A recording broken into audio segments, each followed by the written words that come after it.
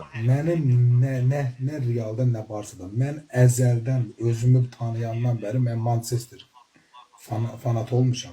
United, City. Hə, yox, United, Manchester United. Mən Zamanından bəri ta bugünkü günə kimi o şeyin olan vaxtından Paul Scholes. Rooney, sonra Paul Scholes'un vuruşları var idi. Rooney, Ryan Giggs var idi. var da İrlandiya. Onlar nə oynayırdılar, dəli kimi oynayırdılar onlar. Ümumiyyətlə İspaniya, Ronaldo, İngiltərə çempionatı çox iti gedir. Sərt futbol gedir. İspaniya kimi yox. ən menşi klub, ən menşi klub şeydir, Fransadır. İtaliya, Fransa. Ən menşi oynayırlar.